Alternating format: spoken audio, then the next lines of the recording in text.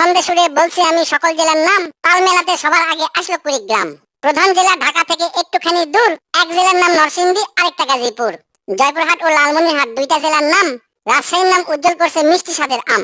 পাহাড় ঘেরা বান্দরবন ও সিলেট খাগড়াছড়ি, নেত্রকোনা সুনামগঞ্জে আছে ধানের মাঠ। সুন্দরবনের কাছে আছে খুলনা বাগেরহাট।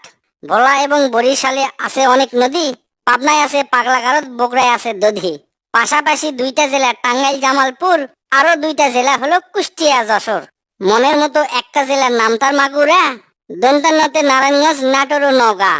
দন্তান্নতে আরো 4টি জেলা বলতে আমি পারি। নবাবগঞ্জ ও নোয়াখালী, নড়াইল, নীলফামারী।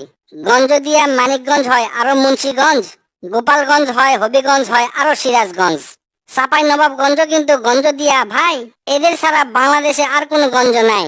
রংপুর আর রাঙ্গামাটির নামটা রঙে রাঙা, নামের জন্য আরো সুন্দর চাঁদপুর চুয়াডাঙ্গা।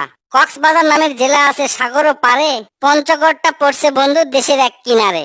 ফেনী জেলার নামটা মাত্র 2টা অক্ষর দিয়া, সবচেয়ে বেশি অক্ষর লাগে লিখতে ব্রাহ্মণবাড়িয়া। 6টা অক্ষর লিখতে লাগে মৌলভীবাজার। এদিক থেকে শরীয়তপুর সমান তাহার। শেষের দিকে এসে দেখি বসছে পুরের মেলা। নামের শেষে পুর লাগানো অনেকগুলো জেলা। পুর দিয়ে ভাই শেরপুর আছে পিরোজপুর, মেহেরপুর ও মাদারীপুর, আরো দিনাজপুর। ফরিদপুর ও লক্ষ্মীপুর এই দুইটা জেলার সাথে পুরের পালা শেষ করিয়া গেলাম বরগুনাতে। আসার পথে কুমিল্লা ও ঝালকাঠি সহ ঘুরে এলাম রাজবাড়ী, তার সঙ্গে ঝিনাইদহ। গাইবান্ধার নাম বাদে থাকে আর মাত্র এক হালি। তাদের মধ্যে একটা জেলার নাম পটুয়াখালী। এখন শুধু বাকি আছে 3টা জেলার নাম।